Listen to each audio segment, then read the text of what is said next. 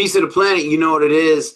Is a Deece of the Bishop. I'm chilling, and I'm with Michael Todoran. Did I say that right? Perfect. Almost. All right, cool. Yeah. So, we chilling. I've been knowing this guy online forever. He flew out a couple years ago for the Bruce Lee exhibit. Where I have a little film in there, you know what I'm saying? Don't sleep, you know what I'm saying? Chinese Historical Society of America, right there in sunny San Francisco, right now, you know what I'm saying? But he came out and, like, man, me and this dude always been cool. And he has a dope film on Jiu-Jitsu. Jiu-Jitsu. It's a documentary. So we're going to talk about how that happened and all the other coolness in his general journey. Michael, thank you for coming on Bishop Chronicles. How you doing today, man? I'm doing great. Thank you for having me on. Is that Omar on your shirt? I can't see. Oh, it is. Straight up, What bro. a, I saw this yeah, and I was like, and it was on sale. right. I was like, bro, if you don't buy this shirt, you know what I'm saying? Like, come on, bro. What a well-written character. I know. Yeah, it's Yeah, good. man. You know what? Mm, Unfun fact. yeah. Unfun fact. Um, when I was, oh, sorry, hold on, I'm messing up the camera. Hold on 1 second. Hold on. See, I told you this happens live and direct. There's anything can happen. Um, so what a lot of people don't know is right before he passed, he was getting Yeah. ready to launch a podcast, Mm. and the very first episode was meant to be on hip hop and chess. Oh, no way. 2 weeks before we shot it, he passed away.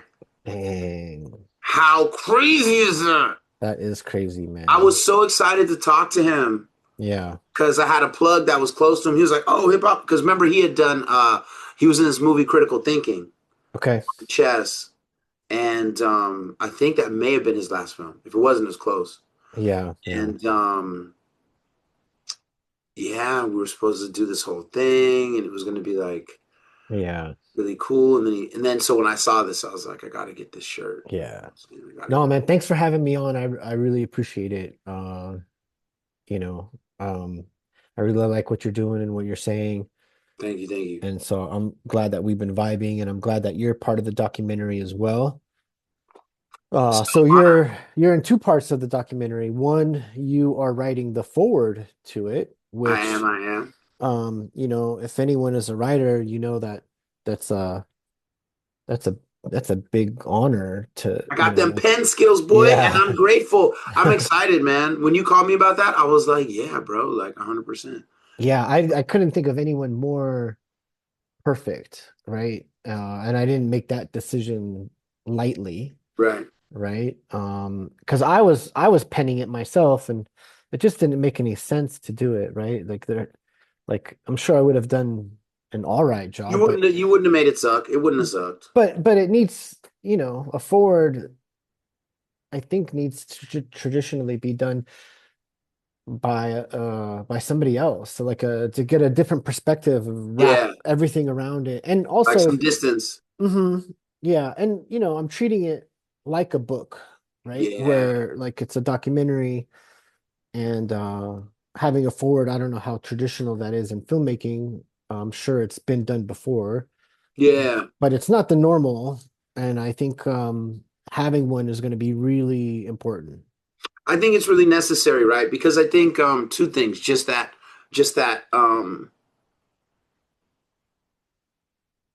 we need to be thinking more when we view Yeah, things, right? And I think that like in a world where all these short video clips don't have context, and that's part right. of what makes them exciting, right? Is that you're just like, whoa, two dudes were fighting, and some guy got slammed on the sidewalk or whatever, ride a motorcycle, crash through a window.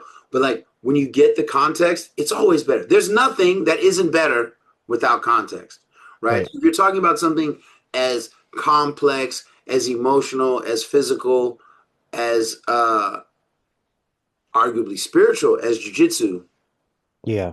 you need that context. So I appreciate that, man. Let's talk about you. Where are you Right. originally from? How did you get started? I'm originally born and raised in Los Angeles. Very proud Angelino.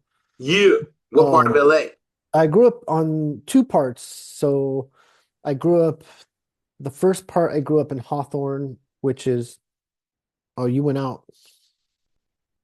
Keep going. I'm grabbing something. Oh, I'm okay. grabbing something. The first part from born in Torrance, and then from birth to like fourth or fifth grade,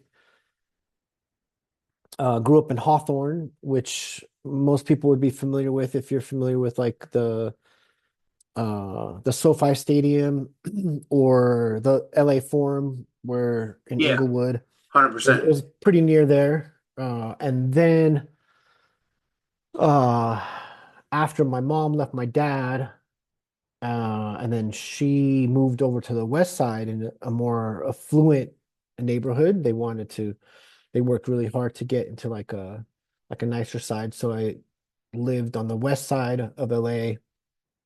I always joke around because when you meet people from outside of LA, they're always like, they always want to see how hood you are. And I'm like, that's so crazy. Like, it's so Dude, weird. That's so they're weird to always me. like, you from South Central, home of Right, the right, Boogie right. bag. You're like, okay, So, you listen to Ice-T, but right, right. So I had this like cookie cutter answer. And I would say, okay, you remember Boys in the Hood? And they go, yeah, yeah, yeah. Or maybe it was Menace. I forgot which one it yeah, yeah, was. yeah. But there was a part where the football scout was going to the knocking on the door. Oh, And that's right. That's right, right. and so he knocks on the door, right?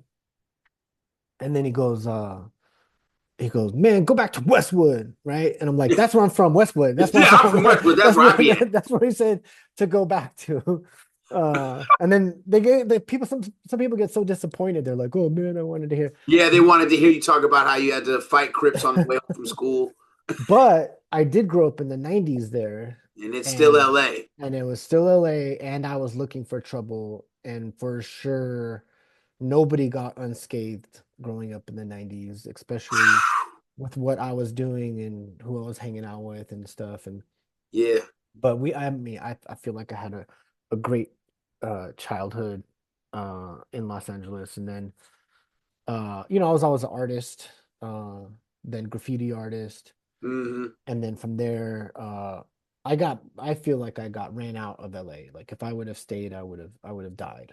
Like Now, there was, is that because you were into silly and stuff, or is that yeah, because? yeah, just like graffiti and Yeah, crews yeah, and yeah. people trying to jump me I and think people don't understand how dangerous it is to do graffiti.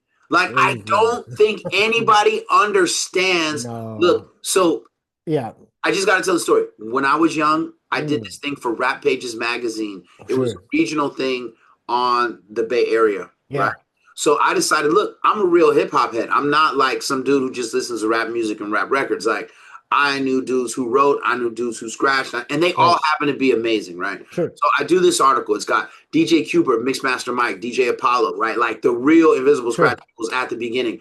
I'm talking about Sway and Tech on right, Cameo Radio. I'm talking about all the rap. Like I did every element, and I remember after doing that, and I always knew writers before. It's not like right, I think I covered Spy, Doug One. Shout out to them. I think I covered Scape One, and sure, a few others, right? Because Scape did the Bomb logo. If you remember Bomb magazine, it had yes, that yeah, crazy skull with the mics. That was his. He created that for Dave Paul a bunch of years ago, whatever. So I remember really looking at writers and going, graffiti writers are actually the hardest artists in hip hop mm, because it's inherently illegal.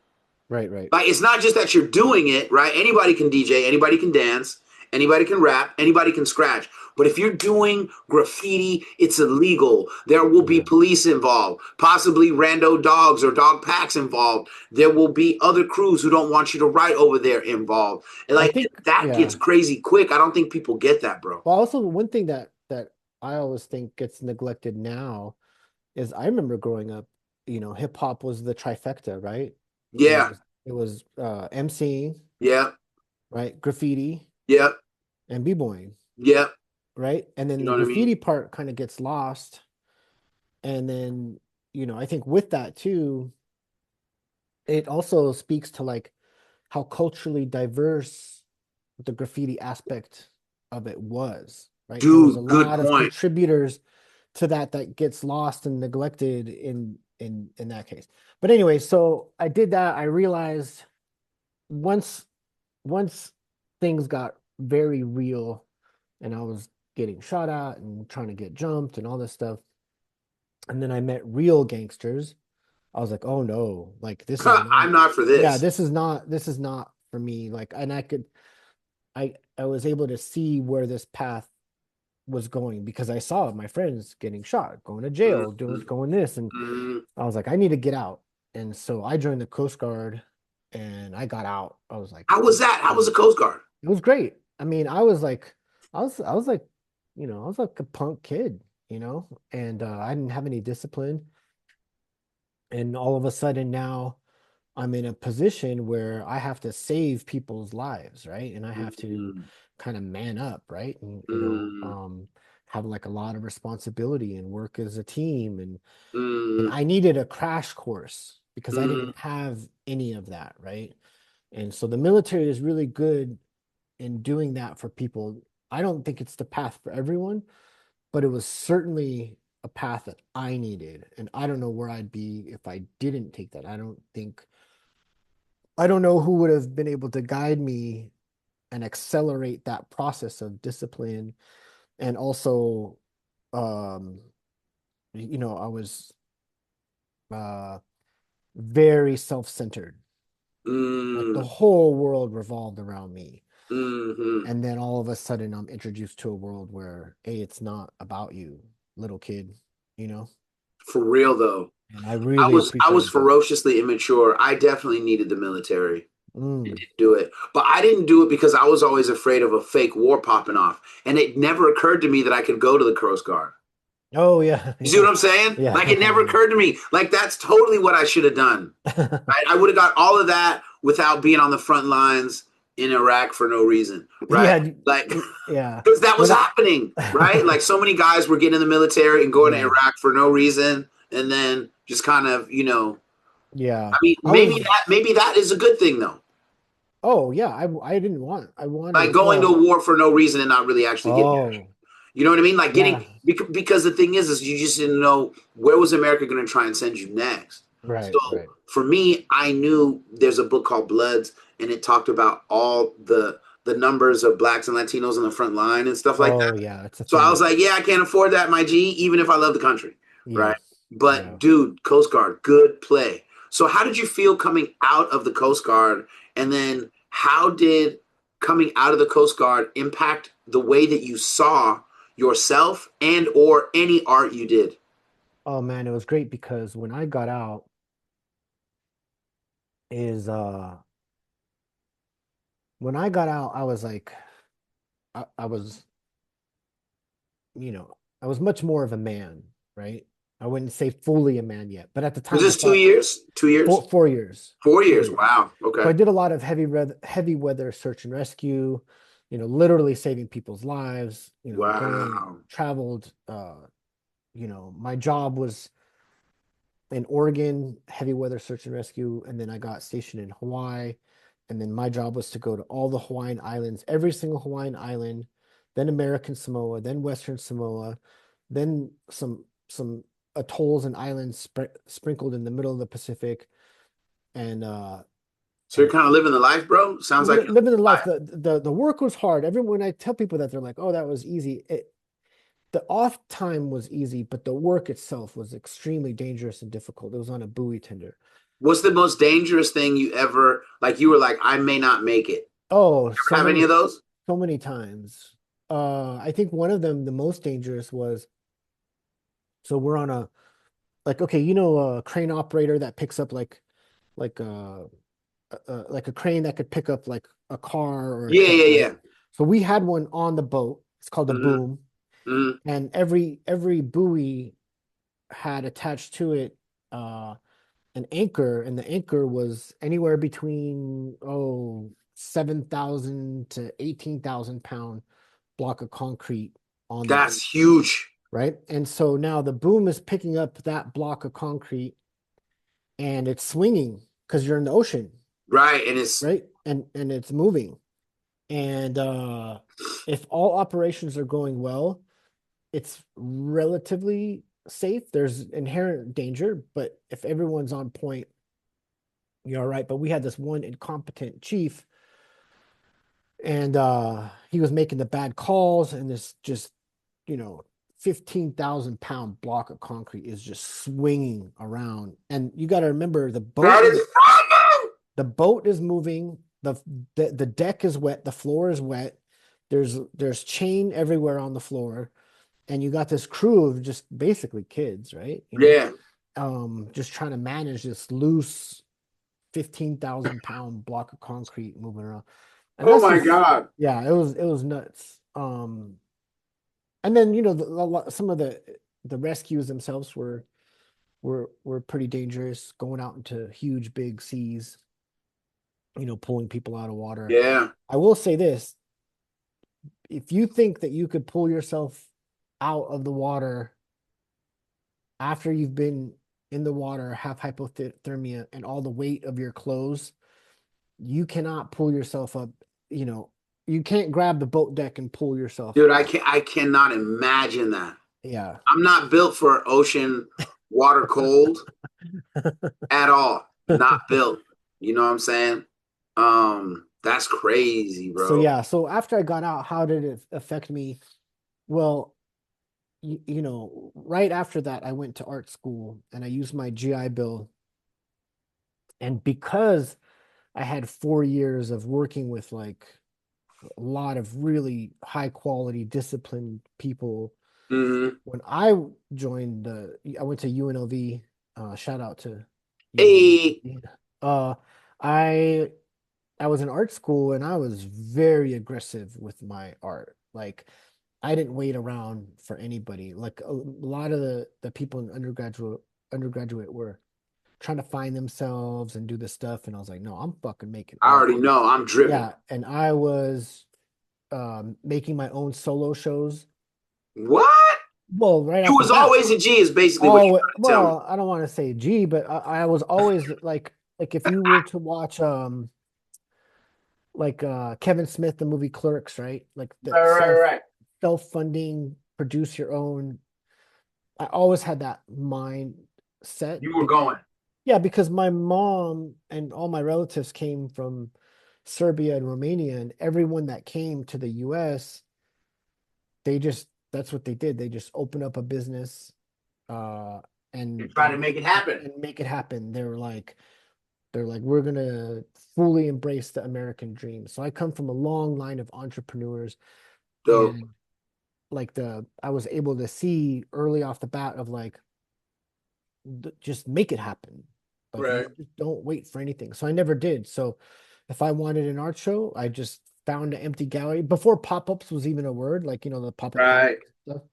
I was just like, hey, is this place open? Yeah. All right. Hey, Can I do a thing? yeah, let me hang my artwork here. Let me do this.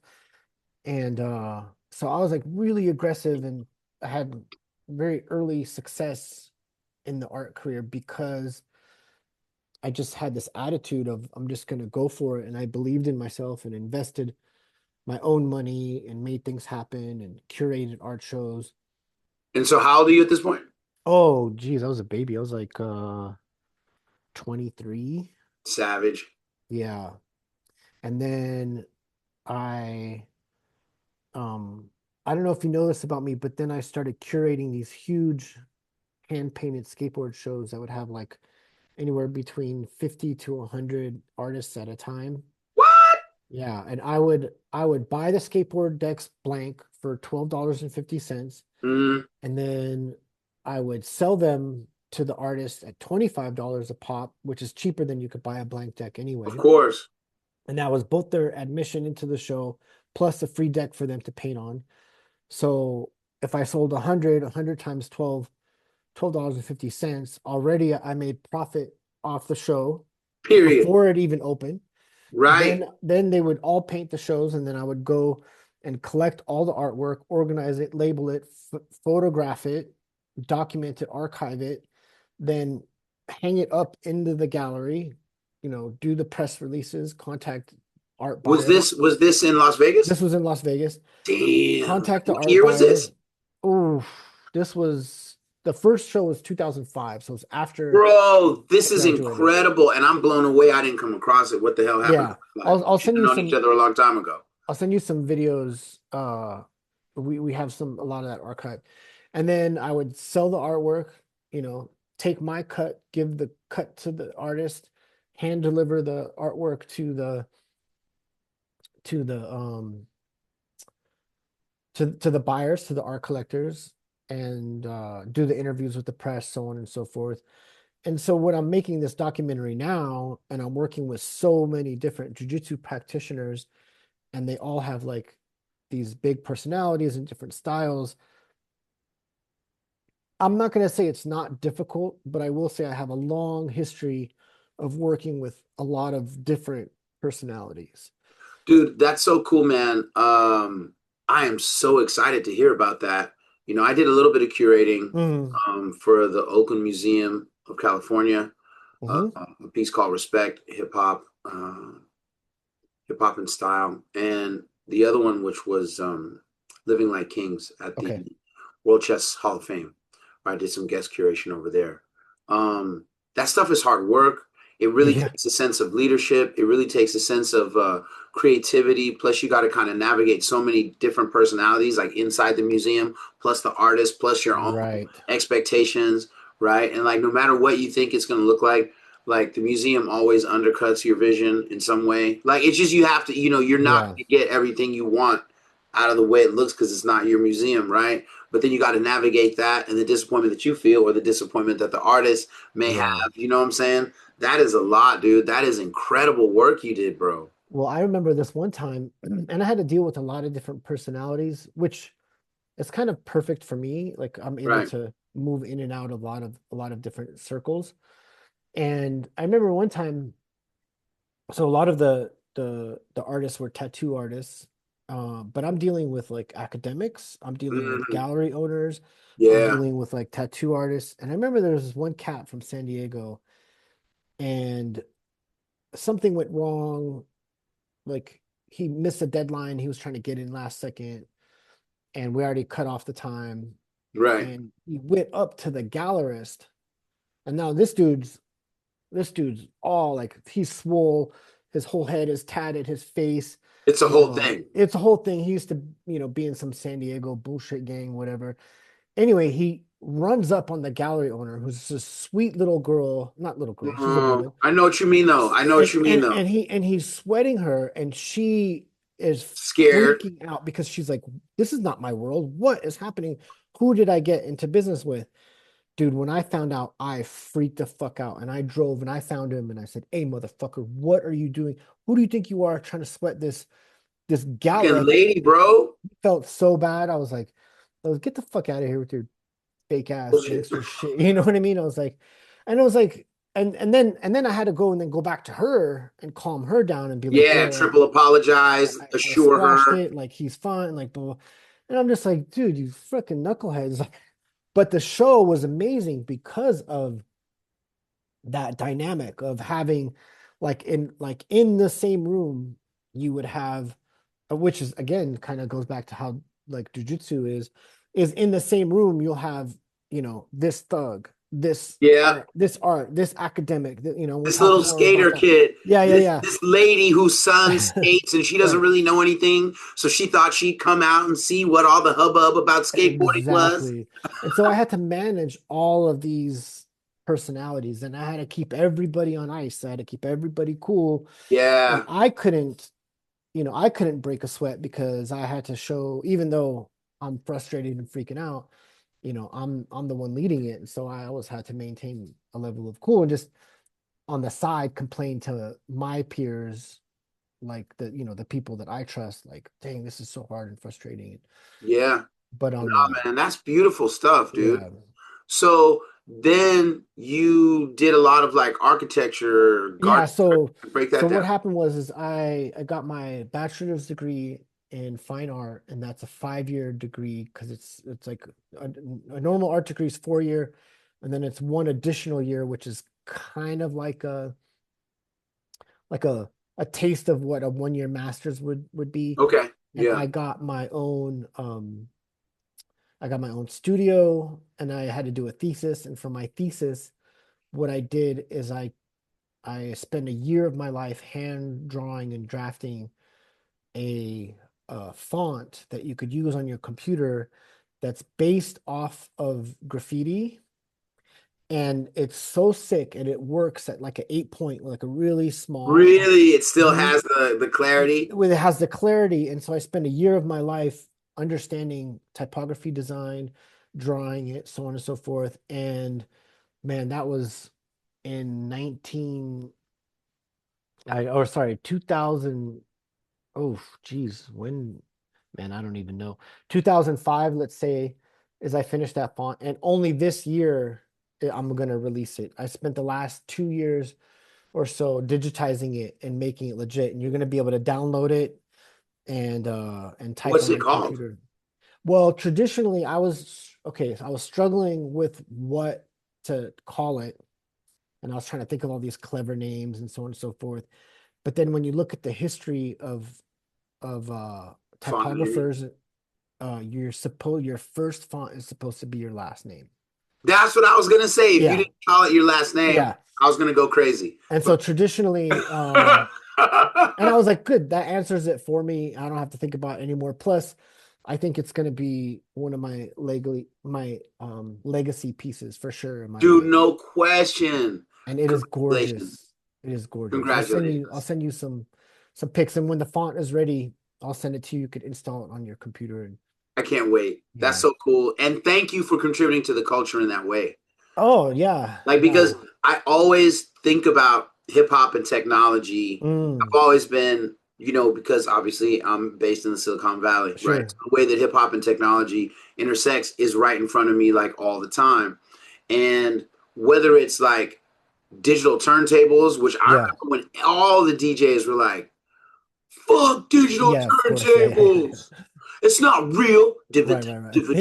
1200s, and Right, you know what I'm right. saying? And so it's like when DJ Vlad, who I know a lot of Mhm. people have problems with, but he was one of the first DJs I ever knew that had digital turntables. Sure, He sure, championed them from the beginning. I remember seeing DJ Vlad get ran up on at vinyl stores sure. because he did. And people be like, what's up? And he'd be like, hey, man, digital turntables are cool. Right, right, right. Shut up. You're not real. It'll be this whole thing. And to be fair, again, this has nothing to do with any of the Sure. stuff around his personality, just the art Sure, at sure, the sure. time. The art he was doing at the time, those remix albums, those reggae records, those were dope. Yeah. Those were dope. And I remember asking him one time, like, because he didn't need crates. I was Yeah. tripping off the idea that a DJ could go to a club Right, right. With and the do a USB set drive. Yeah. without crates. Yeah. Like, young people, you don't know what it took to make any of this happen. In a Honda hatchback with Right? like And I'm not trying seven to be the, in crates. my day, this is how we Yeah. did it. Like, that's not what I mean. But what I'm saying is it took a Yeah. lot more because there was only so much space you had in your car. Yeah. So what records am I really taking? How many crates? How many, what I'm saying? Right, Do I right. have all the whatevers? And I always thought that the elevation of hip hop and technology was absolutely fantastic Sure. and incredible. So this is one of those moments for me, right? Oh, Like, wow. what Cool. turntables at the what graffiti that comes in the font? That's so dope. Just to be clear, I am at the age where I'm like, yeah, I do want to be like, no, back in my day, we did do this, and I don't give a fuck. Like we took spray and wash caps off Off of the top so off we the could top so we could make play with the flares. Yeah, misting. yeah, You know what I'm yeah. saying? And like I used to hide it and be like, oh, like I don't want to be that guy. No, fuck that. I own that. I am that Yeah, I'm guy. This is absolutely that guy. You this know is what I'm what it was saying? like back in the day. If you don't appreciate it, who cares? Nah, But dude, that's beautiful, bro. it's That's funny because every generation has to push the next generation. So for me, I remember, oh my God, this is so embarrassing. beautiful. But I weighed, oh my, I'm telling you, bro, I weighed like 125 pounds, maybe 130 pounds. I was malnourished in high school. When I went to boot camp, I Oh, gained 20 pounds in 8 weeks because I just wasn't eating. Anyway, so I weighed 130 pounds, uh, 6 foot tall, right? So that is skinny. you had 30 pounds on me. Yeah, and I I was one hundo on the dot. was wearing size 40 Dickies folded over like, and then like with a stupid long ass belt that went Belt. down. Yeah, I yeah. had the black one, Everybody did, yeah. and I folded it over. Remember how you would fold Yes. Oh my and God. hang And down the then, front like you were a G? oh my God. And then I went to Yugoslavia, or sorry, Serbia, and like they were freaking out. They're like, "Who's this?" And they thought it was so cool that I was wearing like such big, huge pants. And then I was like, to me, like looking back, it looks foolish. Except I am seeing kids doing it now again, and I'm like, okay, that's actually kind of dope. But anyway, so then that upset the generation before me. They're like, "What are you doing? This is so ridiculous. This is so stupid." And then I was like, "Whatever, blah blah blah."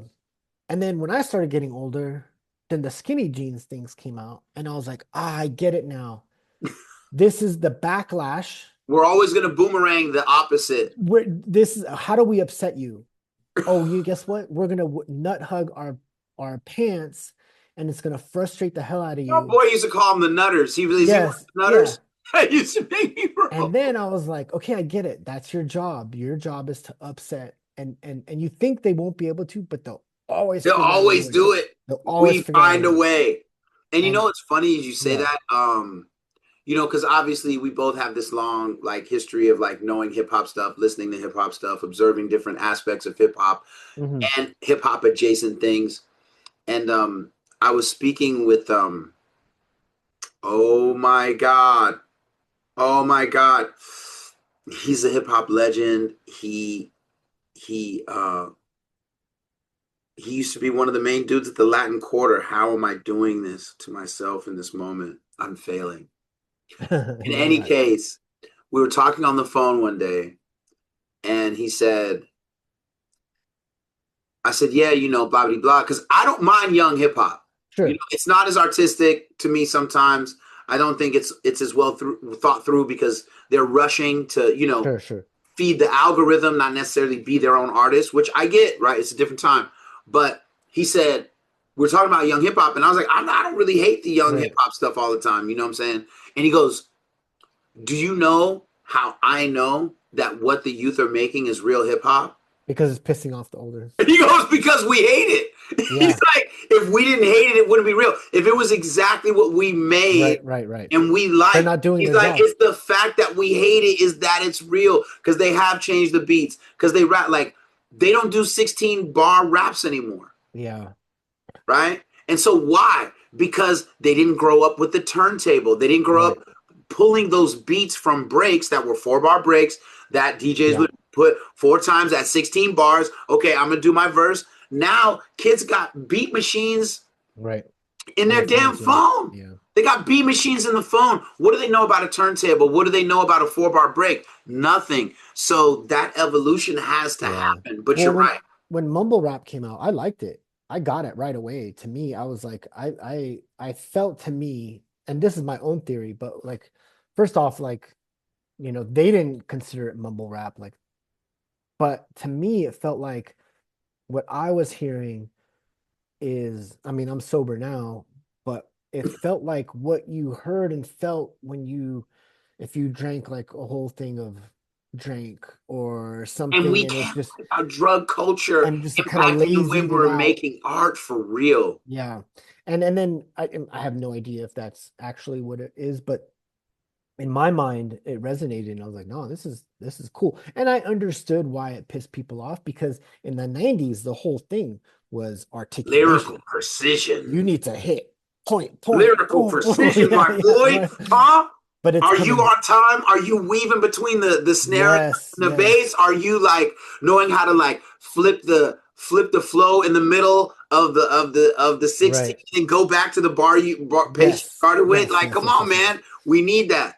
That was a thing for sure. There was a point in my life where I wanted to be an MC, and I did a couple We all. battles. I did this Filipino battle in Santa Barbara. What?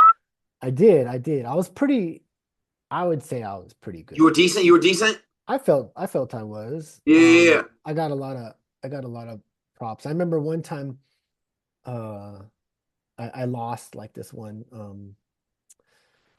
battle, and then as I was walking out, some old school guy looked at me and he goes, "Hey," and I was like, "Yeah," and he goes, "You're paying your dues." And I was like, oh shit, All right, yeah, I'm really out here doing it. that felt really good. Nah, dude, that's fresh. I always thought, because I was a rapper, but I was strictly performing, right? We Sure, were opening shows, sure, da da sure. da. I never could like, especially in those times, I was horrible at freestyling. Hmm. Absolutely. If you just played a beat, it was like go. I Yeah, literally had about 4 bars and I was done. I yeah, couldn't it's very difficult. I couldn't do it. I don't think people understand psychologically and creatively how open your mind has to be to freestyle rap. Because Well, yeah, now I still suck, but I'm half good at it. Like I could do a 16 now. yeah, But dude, when I see like real battle rappers like yeah. going toe to toe, like not with the pre-writtens, Sure, not sure, with the sure, sure. pre-writtens. You could tell when it's pre-written Yeah, too. you can always tell. Yeah. Because you can tell by how excited they are in the punchline. Yeah, for me it was a race and a cultural thing why I stopped because you got to remember if anyone here didn't grow up in the 90s, like it was hard to be a white rapper, right? It wasn't the And easiest path. and what my biggest like aha moment was all the black people that I hung out with supported me and were like, "No, dude, do it. Like we want this." Right? Yeah, yeah, yeah. Everybody was like, "Come on." Like, Yeah, this is and I was dope. like, "Whoa, why am I feeling all this love?" I thought that it would, before I even heard the word cultural appropriation or anything like that, I thought I was like, "Oh man, this isn't my lane and They whatever." might not No, like it. it Yeah. was the opposite. And what I did is I made sure I wore an Iron Maiden hat because I wanted to be like, look, I'm not trying to be anyone else. I want to Yeah, be I know where I'm from and I'm right. not I want to be a dope white boy that that really does this. that does this. And so I was I was really accepted and welcoming, and it was the black culture that really was like, hey, come on in. But it was the white culture that wasn't ready for it. And Really? yes, people don't understand that was why I stopped. Now, in retrospect, I feel like it's kind of weak sauce on my part because I couldn't deal with that, whatever.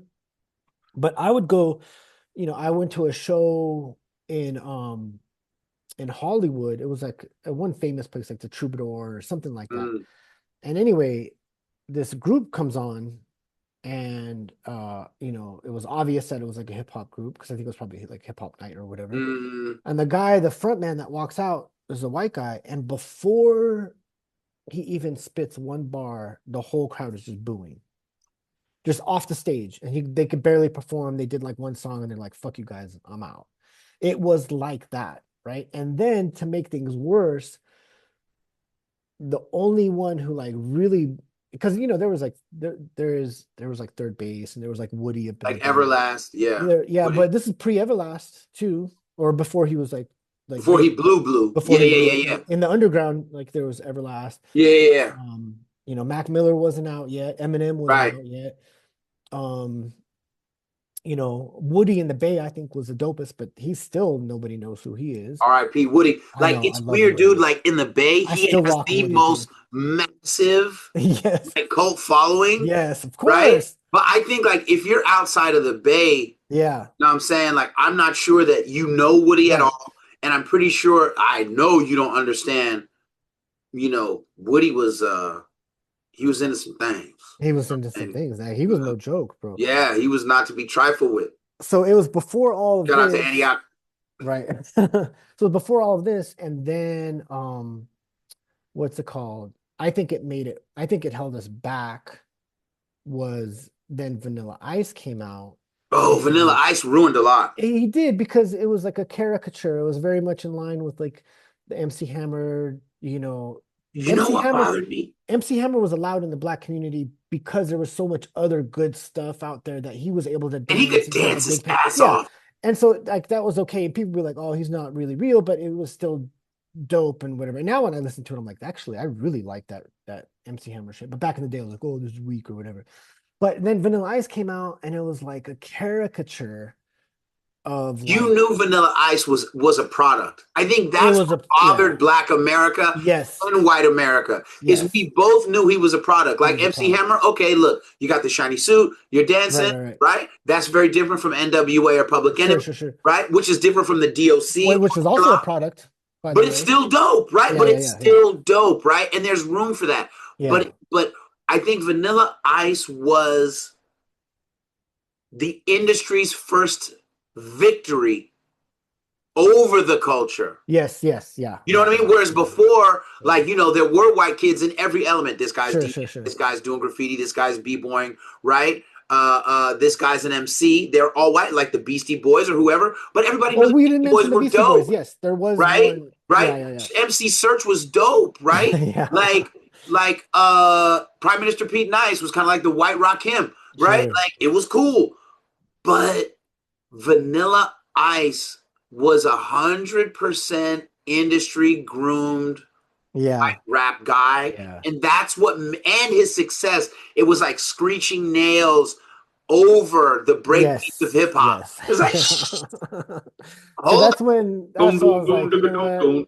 I'm out. I'm out. I'm out. I can't, I don't have the stomach to like withstand this. It wasn't, it wasn't so important for me to break through and do that. I think maybe if I would have grew up at a different time where things were already established, then, and we all know Eminem's the one, Dr. Dre is the one who like broke that out and made it Really, that really with like, yeah, with yeah, yeah, everybody, and right? gave. I mean, like Mainstream. their friendship was just a crazy. The fruit of their friendship was Yeah. the era. Well, You he see got a what lot of I'm saying? heat. He got a lot of heat for that. But he's smart. He knew the long But game. He was dude, like, I remember looking at Eminem in the Scribble Jam yeah, battles, and like, I mean,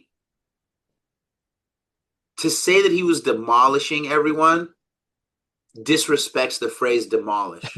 If you if yeah, you know what it means to get bodied in a yeah, battle, Eminem just had a wave of gurneys for yeah. so many good MCs. Like not gurneys for good MCs. Like this guy doesn't suck, bro. Like Yeah. and he's still struggling to even hang with Eminem. Like Right, not right, to right. win, to hang. Like that was a crazy time, bro. So then here's the question: Yeah. how does all of this hip hop stuff pivot into jujitsu, and how does that turn into you making this documentary? Well, the hip hop stuff turning into jiu-jitsu, I'll leave that up to you. Like I don't No, I like when did you discover jujitsu? oh, How did oh, it? How okay. did it? How did it come into your world? And then how did it come into your world create the film? Okay, so there's a couple ways that I came into jiu-jitsu. One was I met a guy really early in the 90s in the Coast Guard, probably like 96. And I was doing like some Kempo shit, whatever. And so I started sparring with this guy, and this guy was like arm barring me and shit. I'm like, what the fuck are you doing, Right. bro? Like this was crazy. And then I did like, some like law enforcement training in the Coast Guard, and there was like some very light touches of jujitsu, whatever. But then I kind of left it alone. I didn't even think about it until let's fast forward after art school, and then 5 years out of art school. So this would have been 2000. Oh, no, no, no. Let's say 2006, 2007, somewhere around there.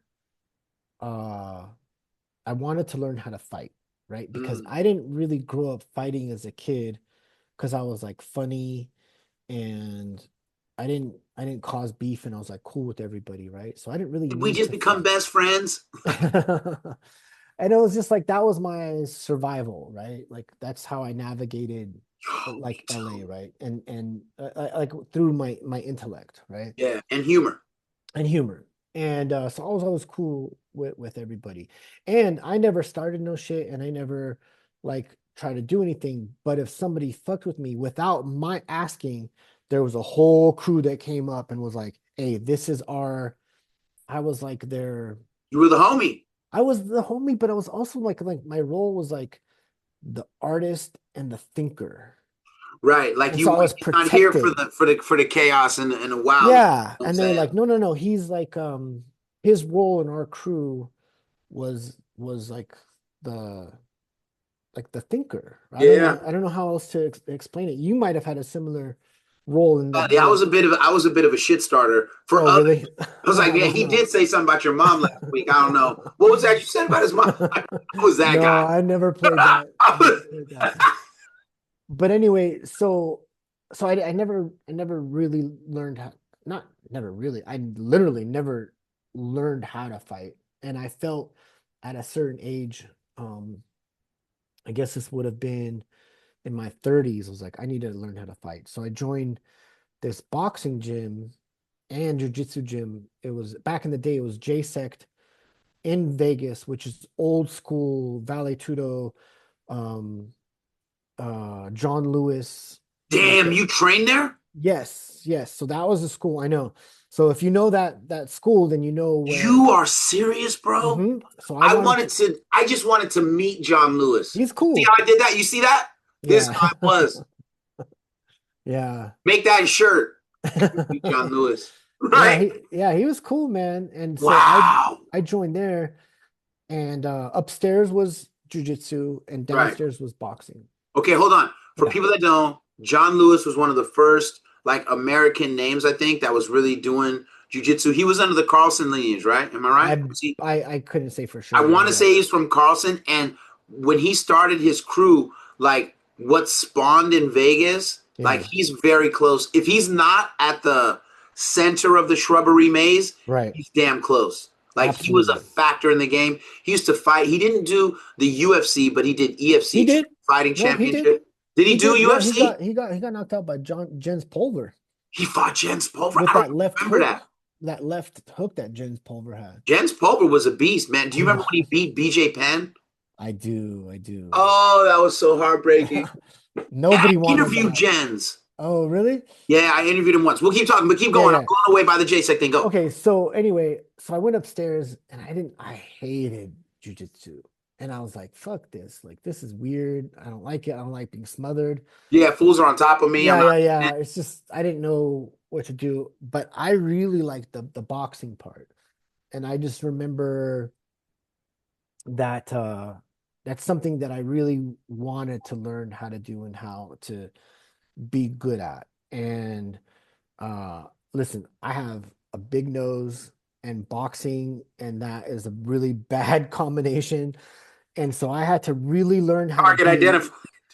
I had to really learn how to be defensive, right? Because I had one extra thing to protect, right? It's like an easy mark. Everyone's like, "Oh, I'm just gonna jab the shit out of that." So it helped me to like, to really get like defensive, and then I just did a lot of counter punching. Yeah, yeah. And so that's then I was like, okay, I feel like I got this well. And so I did do a little bit of jujitsu upstairs. And I remember this one time, man, and nobody back then wanted to lose to a white guy. That was like let's put that was let's let's just throw establish that that out as a there, real right? thing.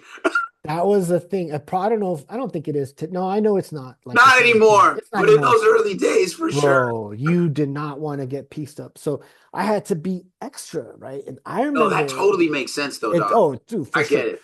And so I remember this one time, I was upstairs at the jiu-jitsu part, and this guy came in, this black guy came in. He was my height, my weight, my almost everything. Yeah, yeah, yeah. Pretty much Right? identical. And I was already in that crew. Like I knew everybody. I've been there for a minute, and it was a way tougher crew. People don't realize how soft jujitsu is compared to then.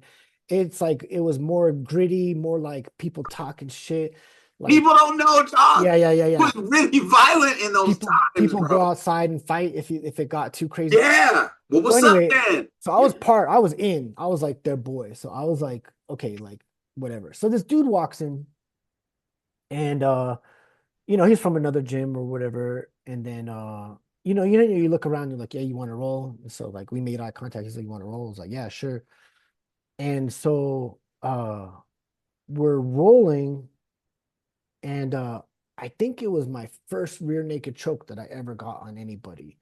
And I was cool with it, it was like no big deal. Like I knew the rules, like you just be cool, boom. He tapped and he let go, and he got pissed, right?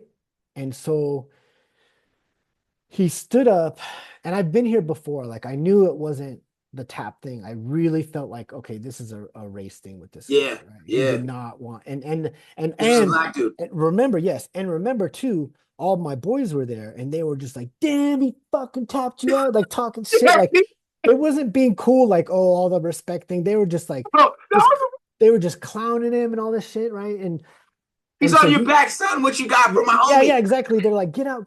They're like, I and thought you then was good though. right. And so, but I'm not being a dick. I'm being cool, right? And so, anyway, so I tap him out, and he stands up and he throws his hands up like he squares up. And then I was like, I looked at him and I looked at my dudes, and I was like, I smiled and I was like, okay, because this is where I Because like. now I get to put This the is what paws on you, my boy. this is what Ah, I like. And I was like, okay, so now it's something more than just like a sparring thing. And I was like, all right, let's go. And they were all cool with it. They were like, I don't give a fuck. You guys want to yeah. throw down? Let's go. So I stood up, and then my homie, this crazy fucking white dude with big ass cauliflower ears, like his name was Ears. That's how big his ears were. Dave all tatted up and shit. And he looks at that guy and he goes, oh, you're in trouble now. And the dude looked at him and he was like, oh shit. And he looked at me. I was like, let's go. And then so I started piecing him up. And then he just stopped and grabbed his gym bag and just stormed out. And I felt bad. I felt bad for him because I was like, dude, it doesn't have to be like that. It's not about this. You should let that stuff go. That's your Yeah, ego. this is the sport, bro. This is the Yeah, art, bro. This is what you said you came for, right. right? You can't add that extra shit. And then he left, and I felt bad. But at the same time, I felt really good because you got to remember growing up in the 90s and where I grew up. So like white people were scared of black guys. We never not I can't say for Yeah, all of I us, understand. But but in for LA at me, that time, exactly, yeah. And so for me, it's gonna sound racist as fuck, but it was also like a little bit of a moral victory of like, oh shit, it doesn't like this doesn't like I matter. don't It's have to get socked up yeah, actually. yeah, yeah. So it was like a really interesting like dynamic of like growing up and realizing like, oh, none of this matters. It doesn't matter who you are, what you are. The mats don't lie. Either you got the skills or you Or or you you or you don't, don't, homie. right? Hey, bro. I think that what you're talking about is deep because it's hella real. It doesn't really exist in the sport. Like it exists in the sport in a sliver of its original Okay. Hmm. thing, right? Like I don't think it's totally gone for everybody because you know why? Because Hmm. people have to come in and have experiences that elevate them. I'll Mm. give you an example. When I came to House, I ain't gonna lie, it's Cali, it's the Bay. Race Hmm. wasn't really a thing. Hmm. You know what I mean? It's But so different. Yeah, yeah, right. But that doesn't mean it was totally non-existent. sure. What I mean is within me. Mm. I came from Black Guy in the Burbs. It was always N word. It was always, you know what I Hmm. mean? Disco sucks. You know what I'm saying? Hmm. And that was all. Anytime somebody said disco sucks, that was like the soft N word, right? They were letting Mm. you know, like AC/DC, bro, whatever, Oh. right? And so, there were Confederate flags, right? In my neighborhood, there were Wow. like it was racist is what I'm Sure. trying to tell you. Yeah. That suburban wasp thing was Yeah. real, right? Yes. And there were only a few black families, so you had to be cool. Not like Yeah. it was fights every day, but sometimes there kind of was. Sure. Sure. You Sure. know what I'm saying? Sometimes there kind of was. And so then I go from that into hip hop. Now Public Enemy is reminding me about Malcolm X. Right. Right now I'm reading and now I'm in the burbs mad as hell, being like, someone gets me. Right. Mm. And so then I get into like really hard black radical living. And then I Sure. convert to Islam. And then I start jujitsu. Right. And now here's Dave Camarillo, Mm. right? Ralph Gracie, Apex Predator, um, who's showing me how to save my life. Like I'm like, Yes. oh yeah, I gotta, you know what I'm saying, gotta get because black man's gotta, got this whole Hmm. Hmm. thing going on, right? And there is a fundamental like societal thing to that. But I remember Dave showing me how to get my armbar better. And Dave was a tough coach back then. Like he Sure. was not nice. You know Yeah. what I'm saying? And Dave, in those early days, he wasn't the biggest fan of me because I'm kind of a silly goof who's trying to Mm. learn. He knows I'm not, you know, trying to Hmm. be an apex. I just like it and I think it's cool. Sure, sure, sure. He didn't take me seriously because he's like, I would rather teach this guy than Yes. Adisa because Adisa's goofing, right? Yeah. But I remember he was teaching me, and I remember how multicultural the room was in that moment. Mm. You know, there's some Latino dudes, some white guys, some black guys. You know, I wasn't the only black guy. You know, Right. at Half Gracie at that time, there was Keith, there was Hannibal, there was a Mm. lot of dudes. You know what I'm saying? And I remember being like, wow, I had all this kind of like black nationalism stuff going on in my head.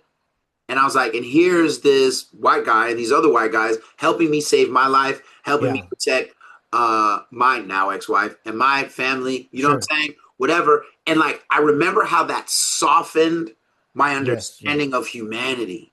Yeah. Right. So when you talk about how you have this thing and then the guy's like, you're like, it's not about that. Like, I wish that guy realized it. Hopefully he did later. That Right. was a long time ago. I'm sure he had to, the way he stormed out, he had to process some shit. You Yeah, know what I man. And mean? I mean, and but that's why I love jujitsu because no Yeah. matter what your shit is, whether Yeah. it's some type of like unnecessary, overdone nationalism, Yeah. whether it's like religious or cultural bigotry, da da da da, Right. doing jujitsu will change you because you will have to learn from the people you think have nothing Right. for you. And to be fair too, uh that might not have been the issue with him. That could have been all in my head. Ooh, And your own projection of just being that white guy in the who hood, knows? having to hop fences during the, you know what I'm saying? Who knows? So I have no idea. I mean, I have a good I mean, I assume, but I have no idea. He could have been just been like, it could have just been anybody. It could have been No a way. story that I fabricated in my head. And I also had to process that stuff too. It's like, hey, was that real? Was that, did he make it about that? Maybe. I How don't did you know. end up at JSEC? Because there weren't many Just schools, just or by no, just I had no idea what I was doing. And I was running a t-shirt shop at right across, like literally across the same complex. This like how it was like a mini mall. Not it was like yeah, a yeah, crazy. yeah, yeah, like a strip mall vibes. No, it Oh, was different. It was like this industrial area complex. huh. Okay. And it was part of that whole thing. And the t-shirt shop that I was running was part of that. And I was at a bar eating lunch, and these two guys were eating lunch, and there was that guy, David Years. Howard, and he had these big, huge ears, and he was all tatted up. And I was like, oh, dude, I could tell he's a fighter. And I was like, hey, I was like, I want to start training. And he goes, and he points right out the window. He goes, right there, bro. He's like, just go there. And I was like, okay. And then I started, and my favorite story about that place, well, there's so many good stories about there, but one of them was there was so I really like reggae. I love reggae music, right? And I was really, really into reggae. Bada bing And bing, bitty boy. yeah, yeah. Well, like, yeah, like, but more like rootsy reggae. Oh, me too, Yeah, bro. yeah, yeah. I come in So, through roots. Like, right, yeah, right. So there was a guy there, big dude with dreads, like I don't know, 6'2", 220. And he was the only person other than me that liked reggae. Everybody else was like, fuck this. I mean, not as much it as we wasn't a did. thing. It It wasn't wasn't a a thing. thing. Yeah, yeah. Everyone's like, and when they played music in the gym, it was it was hip hop, Yeah. right?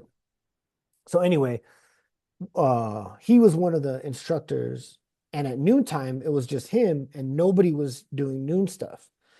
So I would come in and we would just play reggae because we both loved it. And if anyone's ever done stand up or boxing, there's these certain types of fighters. I call them lullaby fighters that Hmm. like they put you to sleep with how smooth and Yeah. slow they are, and then Yeah. pop pop, and then they step it up. So he Yeah. was, yeah. So he was one of those guys, right?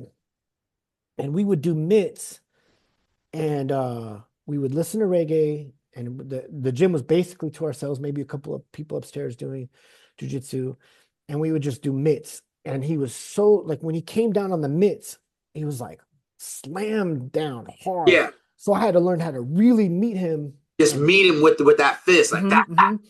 And my hands would hurt so bad that every time I would ice them afterwards, and then I started taking like a painkiller before, so that Just way to prep. I could push through it, and and then I would ice my hands, and that's one of my favorite memories ever. He died. He had to flee the Um, country and go to Mexico for some shit. And then I found out, and then I was like, what happened to him? It was like he died. I don't know if he got murdered or whatever, but yeah. No, dude. anyway, Like yeah. it's it's crazy the stories that you come uh that come into your life through martial arts, and it's crazy Mm, the beautiful intersection of human being. yes, Like yeah. I gotta say, bro, Mm, because I know I'm older than you and stuff, but I gotta say that so many people that I met through hip hop, I mm, just it blows my mind. All the people I met through hip hop, hmm. right? And I'm not talking about stars. I'm not Right. talking about the Easies or the whoever. Sure, sure, sure. I'm talking about so many beautiful human beings I met through shows. I met through going to battles. Yeah. I just hung out with this guy yesterday. We met on the intersection of Telegraph and Durant, which is where Hmm. all the either there or at Laney College, where all the battles used to be. I remember seeing him at those battles. Sure. I was known for just having my boombox sitting on a corner, like Right. knew me. You know what I'm saying? From running, I was that guy, and so I never thought in my life that anything would attach me not just to the Bay, Hmm. not just to LA, not just to New York, but the world like hip hop. Hmm. Hmm. And that jujitsu became nitrous. Sure. That oh, you think that's a network, my guy? You think Yeah. that's a network? Let me downshift on that ass and punch it. Right, right. Jiu-jitsu. Yeah. It's not comparable. Mm. That's what's crazy. Hmm. Is that it's not comparable. And I have such an oceanic experience in hip hop. So Yeah. go from that to what jujitsu has brought me, including you, Hmm. right? Including this friendship, including Sure. all the exchanges we had online over the years and stuff that we've talked about. I mean, it's crazy, bro. Yeah. One It's, thing I regret is we didn't play a game of chess when you we would have were beat in. me. You would have No, beat I me. no, I wouldn't have, dude. I'm overrated by a lot. Bro, okay, we'll just It's stop like this. it's like nobody thinks that Don King can actually box, but maybe he could have boxed, right? I just set up the fights. I'm not good at it. You But know, I know I the don't, history of the fighters, but what I'm saying regardless of the outcome, it would have been it fun would though. have been fun. It would have been fun. I would It have would have been loved, fun. I would have We'll loved to do it play. when you bring the film to the Bay. Yeah, I So for let's talk sure. about this film. In Yes, please. what was the spark point of Sure. making it, and then how did you go about it? Let's talk about it. Yeah, um, so I'm not a trained filmmaker. Okay. And and in 2000, I decided I'm going to produce a documentary on the LA River in Los Angeles because I was still living, or I moved all the way around, but I made my way back to Los Angeles. I was teaching uh I was teaching photography and landscape architecture at Cal Poly Pomona, and the guy was like, "Hey, do you want to?" The director was like, "Do you want to teach a class on filmmaking?" And I said, "Yes." But then I walked out of the room and I was like, I don't know anything about filmmaking, right? And so I was like, shit. So I had to like figure it out. So part of that process was then like, well, I'm just gonna make a movie. Little did I know how difficult and how making a movie is very complicated and very expensive. And so my first movie on the LA River, as of now, is a failure in regards to Mm, like I don't know, probably around $30,000 of my own money into it, which for that's a movies, I feel you. for movies it doesn't seem like a lot, but for an For movies, individual it doesn't, but for a for human an being, individual person, yeah, imagine putting $30,000 into something and it not working, right? yeah, yeah. And so that was a very difficult pill to swallow in regards to like uh something that I failed on, right? I don't like failing. Nobody likes failing, right? No.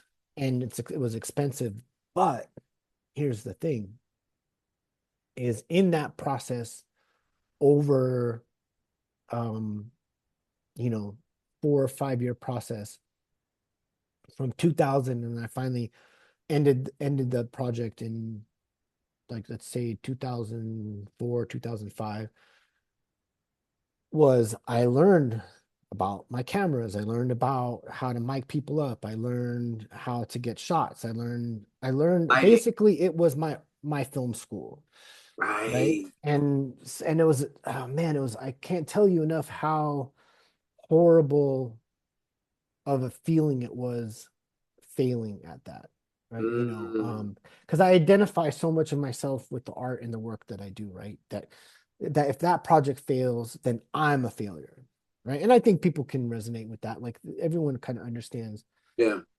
what that means. And so I just like was sitting there, and this this woman gave me this book called Filmtrepreneur, right? Okay. And basically it's like this new model of independent filmmakers uh on how to think about making your own movie. And I read it, and then I reread it, and then I reread it, and I was like, oh my God, I understand this. Mm-hmm. And you know how they say marry the right woman is one of the most important decisions you could ever make in your life? Well, Do I? you're like, say less. So let me tell you about how I married the right woman. So A my wife she went through that whole, because it was our money that I put in that failed movie. It was our time, our efforts, our everything, me getting excited, me making posters, me doing everything, and then it failing. And then I read that book, Film Entrepreneur. And then I said, hey, babe. And she's like, what's up? And I was like, I'm going to produce another movie. And instead of her being like, oh my God, well, we lost all this money and yeah, this, please don't. the first thing she says goes, cool, what's it about? I mean, without hesitation, she's just like, cool, what's it about? And I was like, damn. And I took a beat, and I was like, okay. And I said, well, it's going to be about jujitsu. And she's like, oh, that makes sense. Right. And that book, Film Entrepreneur, it's like, okay, if you're going to make a movie and you're going to do it with your own money, then you need to do something. It has to check a lot of boxes. Okay. Number one box. Are you passionate about it? Yes. Number two, is there a niche market and a cult following? Check. Yes. Right? Is Giganto there, check. right, right. Is there, is it a fascinating subject, right? Is like check, check, check, and it checked all these markers. And I'm like, and then here's the biggest one. Do you have access to that culture To the in order people. to capture it? And I was like, yes. And so I'm reading this. I'm like, oh my God, I need to make a film on jujitsu. Now, the second biggest thing that I learned, so that book really helped me on that. But then I was like, all right, well, let me start going to meeting other independent filmmakers and documentarians and meeting with them. And every single buddy, hands down, was like, you gotta have a thesis. You can't just go in there cold and film shit, because when it gets rough, and it's gonna get rough, you need something to anchor your You whole. need to right the ship. You need to know where your North Star is, what Yes, you're doing. your North Star. Perfect. And so I was like, shit. And so I was like, all right, I'm gonna make mine as simple as possible. And Mm-hmm. my thesis, my North Star, is I'm always gonna go back to why you roll. And that's the title of the movie, why I roll. And when shit did start getting kind of like haywire with the movie, I was able to bring it back and be like, whoa, Michael, slow it down, just come back. And what this thesis allows me to do is it allows me to interview everybody across the board, right? Because, so a lot of people were like, oh, you need to go interview this famous person. You need to go do that. And I'm like, okay, you're missing what I'm trying to capture. And what I'm trying to capture is why people do jujitsu, why they started, why, more importantly, is why they stay. Because the Yeah, motivation for why you started versus why you're still doing it, it's never the same. dude, It's very, ever, very rare. ever. Right. So, um, that's been really good. And for me personally, as a consumer of stories and films, is I'm more fascinated by the origin stories, Yeah, right? And so I do have like big names, and I have people who, 6-degree black belts and all this, so on and so forth. But to me, the stories that are more fascinating is like a husband and wife that train together, and I have them sitting on the mat talking to cute each as other. that. Dude, I have them on the mat sitting talking to each other, talking about the humility of this guy. Is like, man, I have to be on the mat and I have to watch some dude manhandle my wife, right? That's a head trip, right? And it takes certain Then you gotta instinctually not hate that guy after. you got yeah, Great yeah. training, Jerry. Great training. Or you got to You're process like it. OJ Glove one, Yeah, OJ yeah, Glove two. exactly, right? And then she, on the other hand, is like, shit, I know my husband is watching and I know he wants to step in, but he needs to give me space, and so on and so forth. And then also, Wow. there's just so many dynamics that we're touching on in this movie that we're not afraid to hit. And we're I'm allowing the people to go deep into those territories of vulnerability, so that way when people watch the movie they understand, whoa, there is so much more to this jujitsu than whatever your preconceived notions of it was. Can I tell you one? I'm Sure. excited about the film. I was always excited about it when you first told me about it before I had anything to do with it. Mm, But I got to tell you why I love just the premise mm. is because show of hands, all jujitsu practitioners, how many of you have felt understood by your friends and family as you pursue jujitsu? Raise your Right, right. Oh, Nobody. you're not raising your hand? Yeah, Yeah. Yeah. You didn't feel good, homie, right? yeah, You come back, your lady, your friend, your parents, your neighbor, your coworker. It's like, why do you do this? yes, yeah, Like it's the question everybody that doesn't understand right, their friend that does jujitsu asks. They don't understand it. yeah, I was just talking to this lady who had her shoulder shattered yeah, trying to prepare for Naga yeah, years ago, like 6 years ago, right? Is still doing jujitsu. And she said, like, I think one of her parents was like, so are you ready to quit yet? Or, you know what I mean? right, Like, right, right, sure, sure, right? And she was like, no. yeah, I mean, and that's why I think your movie's going to hit not with the jujitsu people. Of course, they're going correct, to love it. yes, yes, yes, It's going to be somebody's mom, grandma, yeah, cousin, husband who's like, what the hell is going on with my yeah. wife right now? I don't understand, right?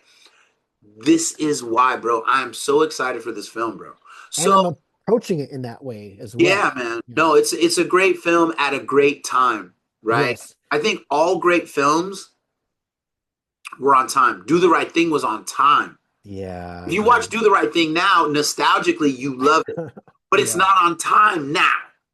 It Oh, was on time interesting. then, right? Mm, It's. I'm not saying, and I'm not saying it's not timeless. yeah. It's a great film in that regard, right? Shout out to Spike Lee, Yeah. 40 Acres and a Mule. You know how we do, right? Right. What I'm saying is Malcolm X, and specifically Do the Right Thing were really on time. Even She's Gotta Have It, all really on time. Dude, All great I movies. just rewatched She's Gotta Have. That's a Did crazy you? I movie, haven't dude. seen it in so many years. Dude, rewatch it. I It's might gonna not trip like you it. Did out. you like it more or less, or was it like, yo? Because sometimes the way that society has evolved about how we see relationships, how we see men and women, No, it still holds. Well, it's wow, disturbing. It's yeah, yeah, definitely a yeah, disturbing movie. It was meant to, well, I don't know what his yeah. I motivation mean, it was. was meant to be provocative. We'll It say, is a provocative movie, but I watch things now as a filmmaker, right? So right? I watch movies now. When I find a movie I like, I watch it 3 times. So the latest movie that I did this with was with a movie called Whiplash. If you haven't seen it, you got to see it. Okay, I'll go see it. It is now my top number one movie of all time. Okay, Anyway, I watch it once, as a casual, right? Right. Like I'm just gonna sit here and I'm just gonna enjoy the movie, right? And I try not to. It's almost like if you're a musician, a lot of times musicians have a hard time listening to music because they're able to pick out the flaws Yeah, and where yeah, the and they've got bridge kind was of like wrong. the artist It's mind on yeah, it. like instead of just hey, relax, enjoy it. Where if you're a casual and you're ignorant to like Those nuances. those nuances, you can enjoy it more, right? Like ignorance is bliss in that sense. So when I watch a movie now, I deliberately watch it like for lack of a better term, ignorantly, Yeah, right? yeah, yeah. I just try to That's enjoy no it as ignorant, a casual, right? ignorantly. Here's to ignorance. Right. And then, you know, then I'm like, okay, I like this. And I'm like literally I'll scrub it back to the beginning, like at that moment, and then I'll rewatch the whole thing as a filmmaker and say, okay, how did they get this cut? How did they do this? Why did they transition here? Blah blah blah. And I'll just dissect it. And I'll Yeah, even yeah, take yeah, notes. I'll write it down, yeah. right? I'm like a studying the craft. And then I'll give it a couple days and then I'll rewatch it with both mindsets as a casual and as a filmmaker, and then uh just Synthesize it, just maybe, re-enjoy it. But as like a collaborative, my two minds, the dude. filmmaker and then the casual mind Can I, together. bro? Can I just say like how much I really admire what you just broke down about your Mm, process of observing a movie. mm, It is so dope. That is so hard to do. That is so somewhat academic, artistic, and sure. philosophical at the same time and strategic. I really like it. And the relationship that you have to have with your own brain to even think that way is really awesome, man. I don't have a choice. You know what I mean? If I'm gonna take this seriously, which I am, then you have to take it to that level, right? You Yeah, know what I bro. mean? And don't get it twisted, like putting this movie out is a huge responsibility, right? Of Because course. I am representing a culture where It's just getting its where baby it legs is too. taking it very serious. And also like, I'm not good at jujitsu. So basically, anyone in I the movie can kick my ass, right? So I'm telling stories of people who are like way tougher than me, and I have saw to, what you said about me in the yeah, movie. yeah, Wait, exactly. what? So I have to like approach it without being afraid to go into what's real, is like handling it authentically. And there's so many components to it. Okay, look, there is the the filmmaking part of it, the storyline part of it. For me, I think where most documentaries fail is they repeat themselves and they become boring really quick. It can. And so I can't do that, right? I need to make sure I keep the story on pace and fast, And fresh. and that's why I've interviewed like 50 different people for And you the went to Japan? I went to Japan, bro. That was huge. Just the Dude, optics it's so alone. brilliant Mm, to do that. It's crazy. Like, it's so brilliant to do that. Like, yeah. you have to be inside jujitsu as a Brazilian jiu-jitsu practitioner to understand because there's this thing where, like, we kind of hate our dad, Hmm. but it's still our dad. So we love our dad and we miss our dad. And we have these little ways in which we honor our dad. Oh, right. All these little Yeah. things that we do, right? Like, but then, like, we're still Brazilian, though, dude. Like, it's Mm. different, bro. Like, it's so cool that you went to Japan. Was And that I your get, time? And what was it like? oh man. Well, going to Japan, you know, and filming there, I don't even know where to begin, man. It was something really special. That culture there, they take it very seriously. They're when they talk about honor and respect, it's no joke. Like even in the emails leading up to because I had to coordinate all the shoots before Right. I got there. I couldn't come in cold, right? All the email coordination was with so much respect, and they would say it would be an honor for you to come be there, and it wasn't a word they throw around lightly, right? Yeah. And you felt it in the email, but then when you met them in person, it was way like it was they were so welcoming and took me so seriously, right? Like they just like rolled out the red carpet and what do you need? What do you want? And very different than in the States of how they approached like me filming and stuff. And there would be no music while they train. They're super focused and they're scrappy, bro. They're scrappy as fuck. The thugging. Yes, you know, um, and very technical, and clean, bro. You will ne like, bro, those mats, the bathrooms, you have to take your even in Ain't gonna be like some of the spots out here in Cali. no, there's bidets everywhere, like Right. just everything's so clean and respectful, and I That's really, really enjoyed.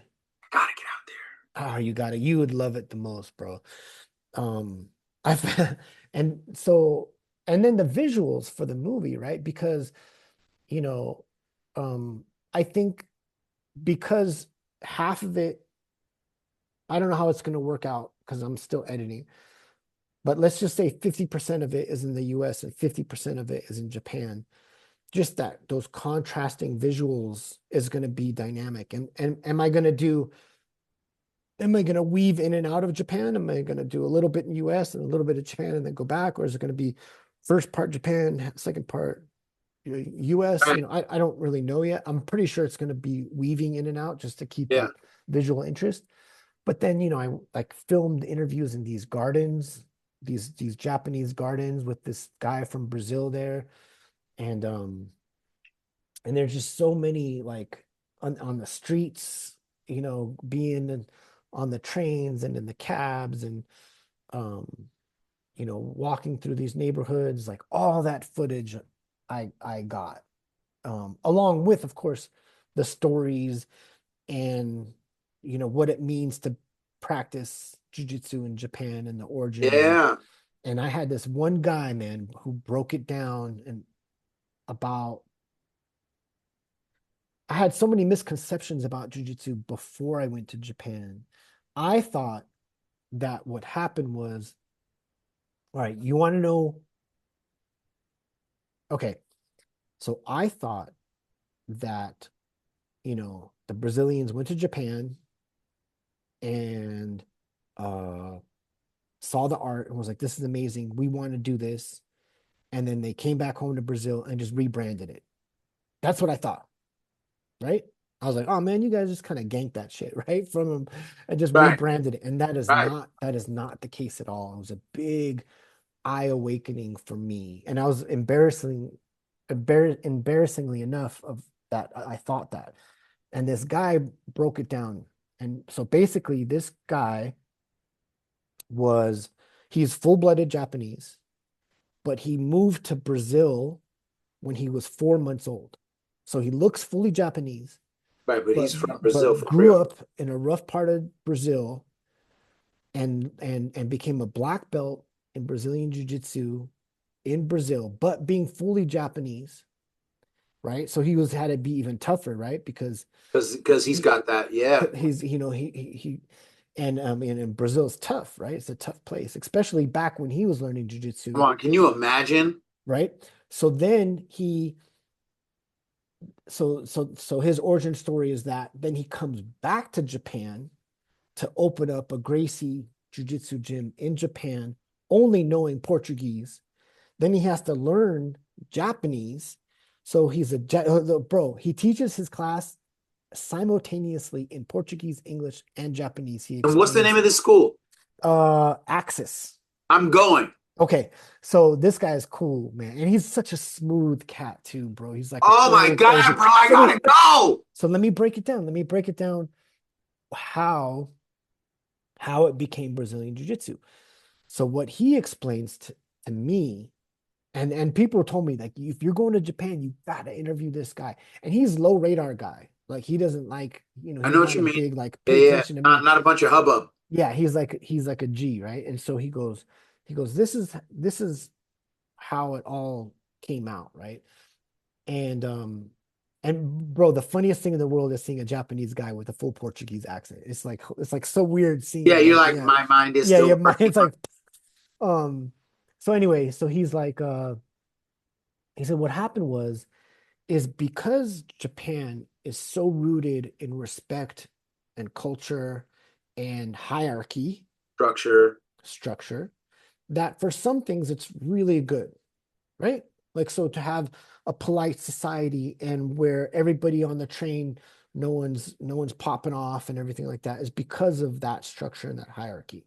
Now, in jujitsu, it became a detriment because there was too much respect. So if I was rolling with if I'm a purple belt and I'm rolling with a black belt and you're showing me something, and then I go, hey, what if we did it this way? First off, if you thought it, you wouldn't even say it because it would be disrespectful, right? And then even if you did say it, they would say, "Oh, well, that's not the way that we do it. That's Yeah, not that's exactly. not the lineage." And then you would just drop it because it was Yep. part of your culture to not stress it. And then he smiled when he said this next part. And then the Brazilians came and were like, fuck that shit, dude. Like, they're like, no rules. Like, this isn't Yeah, our, what if we go left here? What if we this, put our yes, hand here or instead of there? this isn't our culture, right? And I'm sure they were respectful about it, but they were also like, well, what about this? Well, I don't So understand. curious. And if you ever met Brazilians, they're not shy. Like, they're going to be like, what are you talking about? Like Yeah. they're more passionate type outwardly facing culture, right? So now you have this clash of a whole group of people questioning everything, everything. So now you have this structured culture that has a discipline, this hierarchy, and these beautiful techniques that are perfect. And then you have this other culture who's questioning everything and let's like be artistic and let's try this move and see what fails. And then they took it back to Brazil and then they pushed it even farther because there wasn't like, oh, we're visiting here. We have to show respect. Now there's no rules. Let's just fucking make shit up as Go. we go. And that's why it became Brazilian Jiu Jitsu.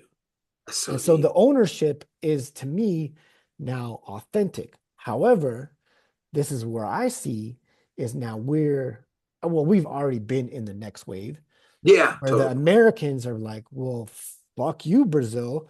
Yeah, we're off here with 10th Planet.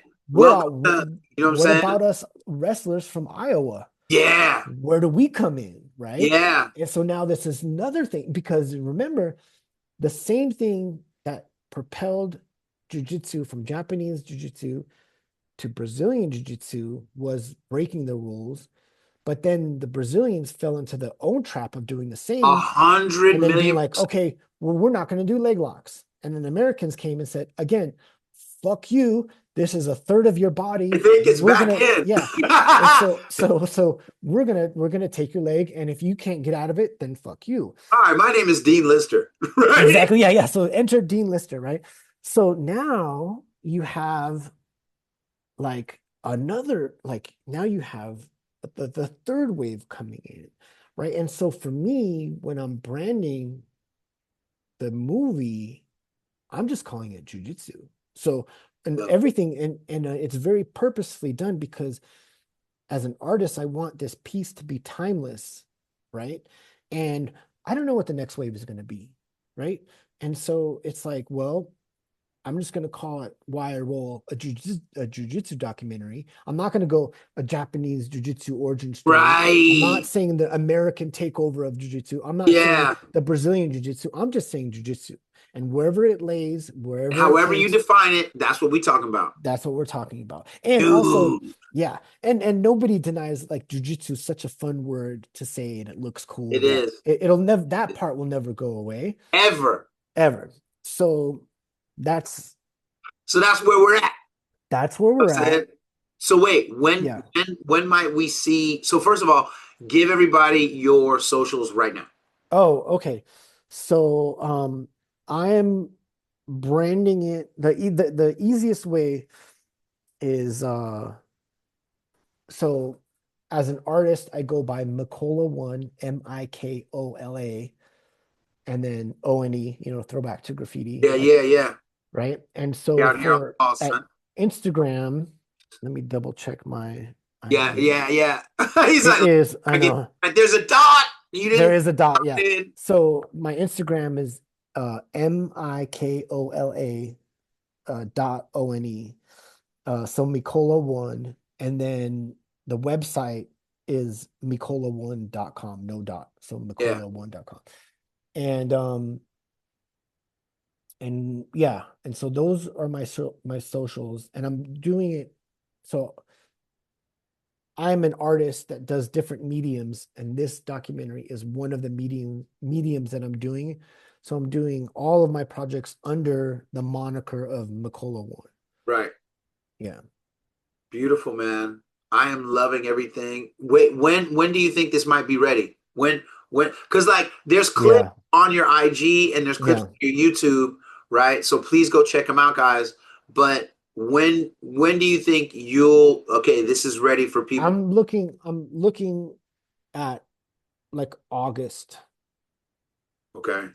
I was hoping for July, but I don't know if I'm gonna make it. Ready. Um, I need money. Right, right. So if you go to the website, there'll be like shirts and stickers.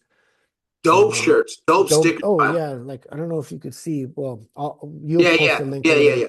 But I'll put some in the intro, the written yeah, intro. Just send me some screenshots. yeah. I'll throw them up. And you know, the reason why I made them so dope is one, I don't do anything not dope. But two, I want people like if you're gonna support the movie, like and buy a shirt to support the movie or the stickers, um, then you also have something dope. Even if like you don't like the movie Yeah, or yeah, whatever. You're yeah, like, yeah, oh, I got a exactly. dope And you will jujitsu like the shirt. Yeah, movie you though. will like the movie, yeah. And so making a movie is Hard. remarkably expensive, right? Yeah. And I want to hire a sound engineer Right. and a scorer to score the thing, and then the all the money out of my pocket, and I'm gonna make it happen regardless. Oh, I don't have any doubts. But if I have community support, it's even better. I have a GoFundMe with it too. So We raised support like, my yeah, guy. You know what I yes, mean? If you know somebody who knows somebody that can support my guy, you know what I want you to do? I want you to support my guy. yeah. All right. And This is Adissa, you're important. in it. What did you think about the experience? About I'll flip the tables on you. What did you like about the questions that I asked and about the experience and about how to tell your story? I mean, the thing is I was happy to be invited to be a part of it. I already like your work, trust your work, like you trust you. So it wasn't that big of a leap to be down. Um, and this section was filmed by Alvin Medina. Shout out to Alvin Medina, who, if you live in the Bay and you do jujitsu, you already know him because he's the guy Hmm. that shoots all the BJJ tour stuff, and he's just a good film guy and a good guy in general, right? Great guy. Um, we went up to Wu Dang West, this Chinese medicine healer guy who I love, Hmm. you know, uh, uh, Master David Way, because I thought his place would be a great place to shoot it. It's up in the hills, whatever. It was great. The questions were really thorough. They were really thorough. And I think that's kind of a byproduct of how long we've known each other. Because, like, Hmm. there's people that wouldn't know to ask me those kinds of questions. Hmm. You know what I mean? I think what was actually weird for me was after all of the stoic shit that I talk and and teach about, I got really emotional in the Hmm. journey of the interview. Hmm. The interview made me way more emotional than I thought I would be. It made me way more introspective than I thought I would be. And I mean, sometimes I think we're so busy living our lives, we're not always stopping to really Hmm. reflect. And your questions made me stop and reflect. And I was kind of overwhelmed with gratitude, really. Like that's really Hmm. what it was. Like it wasn't like a sadness or whatever. Sure. It was a mixture of gratitude plus surprised I survived any of what we're talking about. Hmm. It was great, man. And Alvin shot it well. We had a fun time. I had just got a brand new gi the day before. I was feeling, pretty juiced. Shout out to Professor Dorian Cartwright from Half Grace Sure. like that, you know what I'm saying? And thank you for having the vision and the fortitude, and thanks to your wife for supporting you and wanting to see you manifest what you can do. And I mean, I just think it's a great project. So definitely support my guy. This is going to be a cool thing. Michael, thank you for being a part of this podcast. Thank you for sharing so much of your amazing journey, and I look forward to seeing more of it in the near future. Absolutely, man. Thanks for having me. And to be continued, I know, we're gonna do we're already talking about doing a screening there in the Bay. He gonna Um, be back, is what we're telling. yeah. And then we'll have, I'm sure I can't see a way where this movie doesn't bring up like a part two, Oof. or me going Yeah, I to mean, or me will going to that question ever Brazil. be answered? Right? Like it Right. it it re it remakes and remixes itself just as the art morphs. Right? The information and how we capture it will morph. Right? But real quick, but before we go, Yeah. I do want to say that this project right now, it's like why I roll, right? But the bigger picture of it too is, um, it's a deep dive into why somebody does jujitsu. However, the premise and the foundational work, and if I pull this off and it's a success, now we have a proof of concept that people are interested in the motivators behind anything that somebody is something doing. So now I could do, okay, why I am a lyricist, why am I a chess player, A why. skater.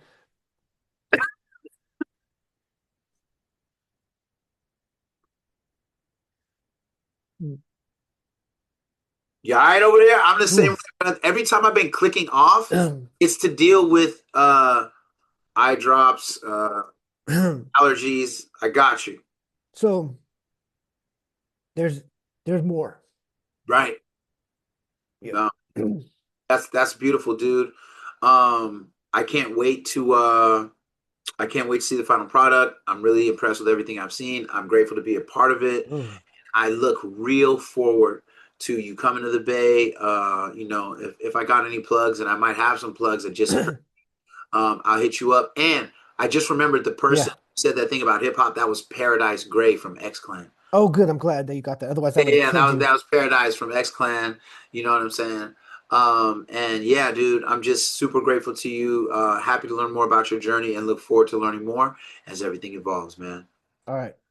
All right, one love, y'all. This is Bishop Chronicles. You know how we do. Holla at a scholar, and don't forget uh, May 17th and 18th at Afro Bushido Academy in sunny Redwood City.